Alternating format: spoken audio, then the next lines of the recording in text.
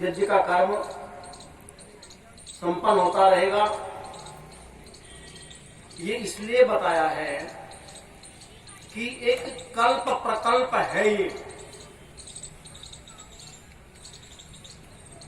विघ्न बाधाएं जिसको हम कहते हैं, हम ही तो कहते हैं,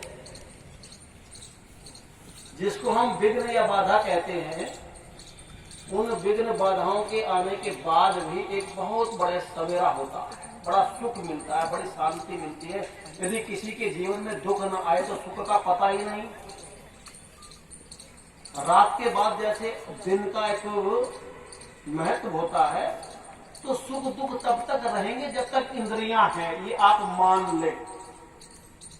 जब तक शरीर है, जब तक इंद्रियां हैं, जब तक मन है, सुख भी रहेगा तो दुख भी रहेगा।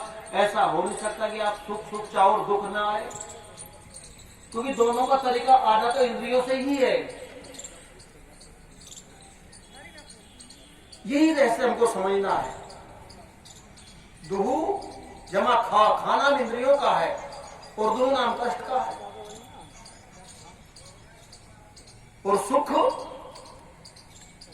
खाना इंद्रियों का है, और सुख अर्थात जो सुख है इंद्रियों से ही आता है। और सूक्ष्म इंद्रिय का नाम है मन। हमारे मन के संकल्प विकल्प के साथ हम सुखी दुखी होते रहते हैं। जानते हो, एक अवस्था ऐसी आती है, बोलो मौत से डर लगता ही नहीं लगता? ईमानदारी से बोलो। 80-90 साल का व्यक्ति भी मरना नहीं चाहता, मरना पड़ता है। क्यों जी? है कोई मरने को तैयार? यदि कोई मर जाए तो कहे बड़ा अशुभ हो गया जी। क्योंकि अगर ना मरे तो जीवन कहां से मिलेगा? तुम्हारे घर के अंदर कोई बहू आई, उसको बच्चा नहीं आया, और ये कोई गारंटी आकर के दे देगी 80 साल का बुढ़ा मरेगा तो बच्चा पैदा होगा, तो आप क्या करोगे? ईमानदारी से बताओ, क्या सोचोगे? आप वाणी से तो बोल देंगे नहीं, कोई क्या कहेगा, लेकिन मन मन माड़ा फेरोगे, भगवान इसका काम आज भी मच गया, क्योंकि दूसरा बच्चा आ जाए घर में, इसका तो पूरा हो गया। इसीलिए चक्रार पंक्ति गच्छति भाग्य पंक्ति, संसार चल रहा है। 2 प्रकार का संसार होता है, एक पिंड होता है, एक ब्रह्मांड होता है। तो इसीलिए जब जिस मौत को हम बहुत बुरा कहते हैं ना, मौत नहीं आनी चाहिए। जिस समय व्यक्ति बूढ़ा हो जाता है, रोगी हो जाता है और मौत नहीं आती, उस समय मैंने कई लोगों को कहा देखा है कि वो भगवान से प्रार्थना करते हैं। उस समय सबसे प्यारी ना दवाई होती, ना डॉक्टर होता, मौत होती है। उस समय हम क्या चाहते हैं? प्रभु किसी समय वो आ जाए, क्योंकि मौत जब आ जाती है तभी सुख आ जाता है, और जब तक मौत नहीं आती तो दुख रहता है। तो मौत के अंदर क्या है? दुख है कि सुख? देखने का तरीका है। इसीलिए जिसने सीख लिया उसने मौत को मौत दे दी। वो क्या है? जिसने मौत को जान लिया उसने मौत को मौत दे दी। मौत नाम है अंधकार का। ये तो परिवर्तन है, और परिवर्तन हमें स्वीकार करना चाहिए। इसीलिए मेरा कहने का अभिप्राय है कि जब तक इंद्रियां रहेंगी तब तक रविंद्र जी सुख भी आएगा और दुख भी आएगा। कोई बड़ी बात नहीं, हमें सुख दुख से ऊपर उठ करके आनंद की ओर चलना है। अगर इससे ऊपर उठना चाहते तो रास्ता आनंद का खोलना पड़ेगा, क्योंकि आनंद का पर्यायवाची और परमपिता परमात्मा का ओम का जो एक दूसरा रूप है, या मैं समझता हूं उसका रूप, शब्द रूप जो है, ना ओम के शब्द रूप होते और ना आनंद के शब्द रूप होते। वो तो एक रूप है, एक रस है। और आनंद यदि कहीं से आएगा वो परमात्मा से आएगा, और सुख दुख यदि आएगा तो वो इंद्रियों से आएगा, जब तक शरीर रहेगा। शरीर से ऐसा कर्म करें, शरीर से ऐसा कर्म करें कि सुखी सुख आए, लेकिन ज्यादा सुखी रहते रहते भी व्यक्ति परमात्मा से विमुख हो जाता है। ऐसे कर्म करता है जिससे फिर दुखी दुख आते हैं।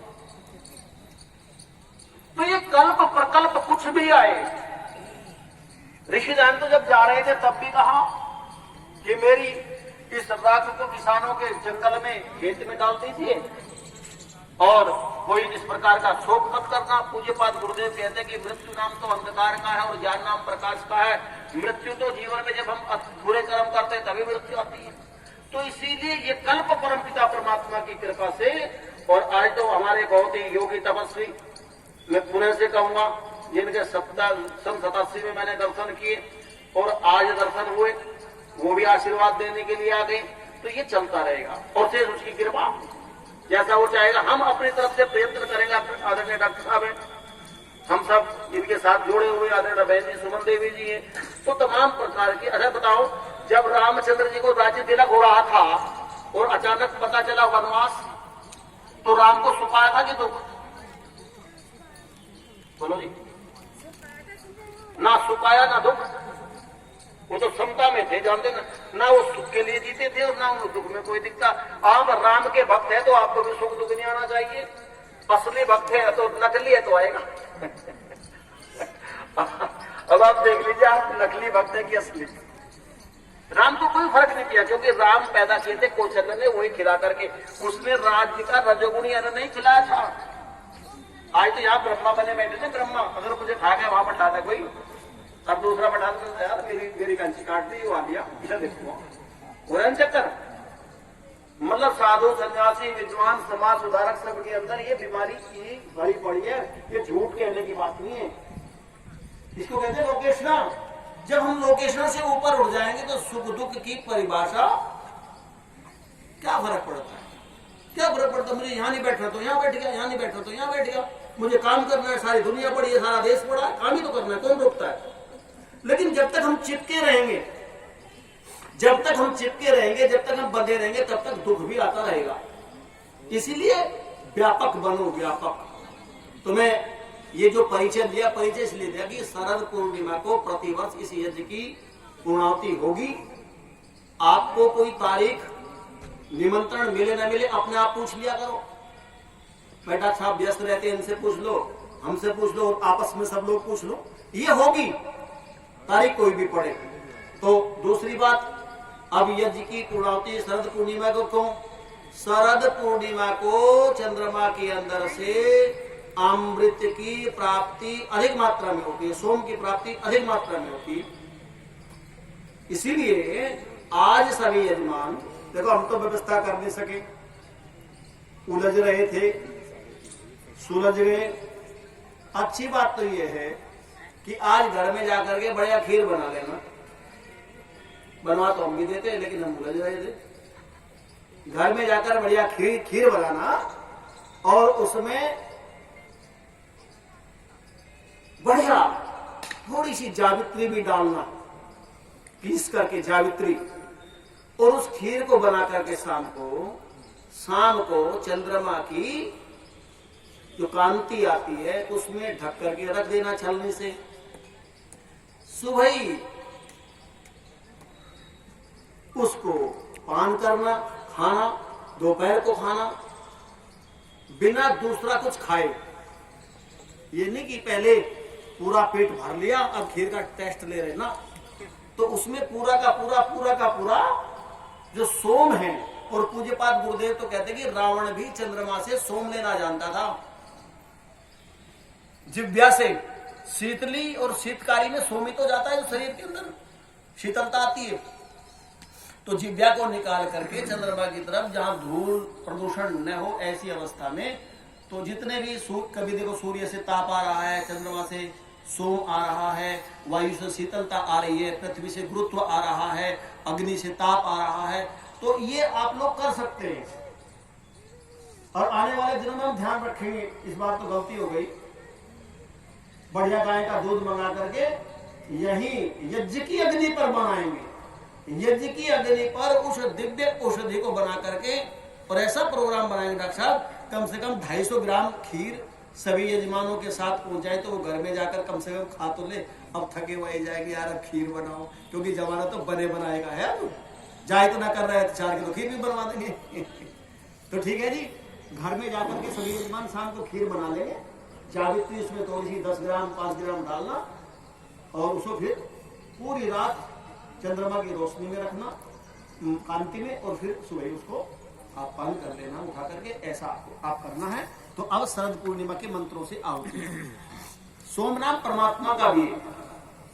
और कोई ओम विश्वादिदेव सवितरदुरितानि परासुव यद्भद्रं तन्नयासुव। स्वाहा। अब यहाँ हलवा आदि है कुछ, हलवे से आहुति दे दो।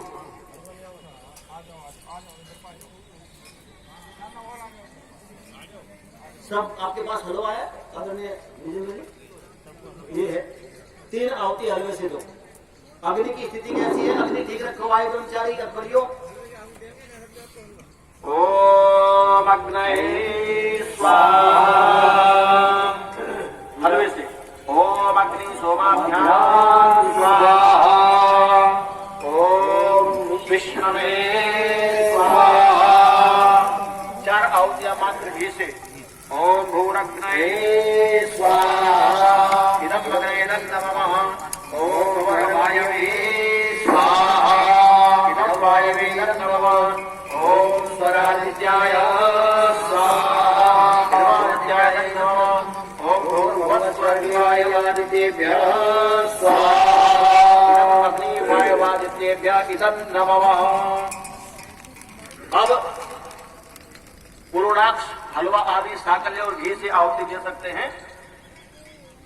ओम पूर्णा पश्चादुत पूर्णा पुरस्तादुर्मध्यता पूर्णमासी जिगाय तस्यां देवै संवा संतो महित्वा नाकसपृष्टे समिधावदेवो। ओम स्वाहा। ओम वृषभं वाजिनं वयं पौर्णमासाय जामहे सानो ददात्वा क्षीतां दैवरुपदस्वतो। ओम प्रजापतेन त्वदेतहदन्यो विश्वारूपाणि परिभुर्जजाना ततकामास्ते जुहुमस्तनोऽस्तु वयं शापवतयोरैतो। पौर्णमासी प्रथमायज्ञाशीतन्नाहं रात्रीनामति सर्वरेषु ये त्वां यज्ञे अर्घन्तयामि नाके शुक्तप्रविष्टो। ओम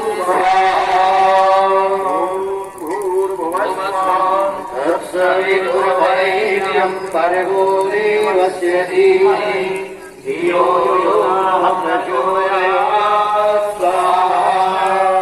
ओम भूर्भुवस्सुवः तत्सवितुर्वरेण्यं भर्गो देवस्य धीमहि धियो यो नः प्रचोदयात् स्वाहा। ओम भूर्भुवस्सुवः तत्सवितुर्वरेण्यं भर्गो देवस्य धीमहि धियो यो नः प्रचोदयात् स्वाहा। यजमान की उन्नति के लिए प्रार्थना की जाए। ओम ब्रह्मणस्पते देवानित्येन भूषय आयुः प्राणं प्रजां पशून् कीर्तिं यजमानं च वर्धयो। ओम ब्रह्मणस्पते देवानित्येन भूषय आयुः प्राणं प्रजां पशून् कीर्तिं यजमानं च वर्धयो। ओम ब्रह्मणस्पते देवानित्येन भूषय आयुः प्राणं प्रजां पशून् कीर्तिं यजमानं च वर्धयो। महामृत्युंजय मंत्र के द्वारा आहुतियां। ओम त्र्यंबकं यजामहे सुगन्धिं पुष्टिवर्धनम् उर्वारुकमिव बन्धनान् मृत्युर्मुक्षीयमामृता स्वाहा। ओम त्र्यंबकं यजामहे सुगन्धिं पुष्टिवर्धनम् उर्वारुकमिव बन्धनान् मृत्युर्मुक्षीयमामृता स्वाहा। ओम त्र्यंबकं यजामहे सुगन्धिं पुष्टिवर्धनम् उर्वारुकमिव बन्धनान् मृत्युर्मुक्षीयमामृता स्वाहा। वेद माता।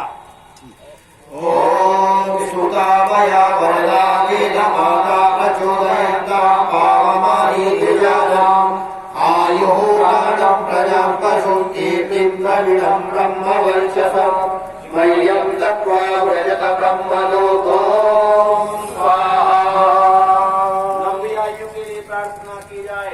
ओम तत्सवितुर्वरेण्यं पुरस्तात् प्रमुच्यते पश्येम शरदः शतं जीवेम शरदः शतं विदुयाम शरदः शतं प्रभवाम शरदः शतं अदीनाम शरदः शतं भूयश्च शरदः शतं स्वाहा।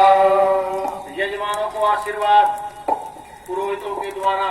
ओम संक्षितं मम इदं ब्रह्म संक्षितं वीर्यं बलम् संक्षितं क्षत्रवज्रमस्तु जिष्णुर्येषावस्मिन् ओम बृहस्पते सवितर्वणयैनं चौदयैनं महते शोभाय संचितं चितसंपरं शंशिषादि विश्व एदमनुमदन्तु देवो स्वाहा।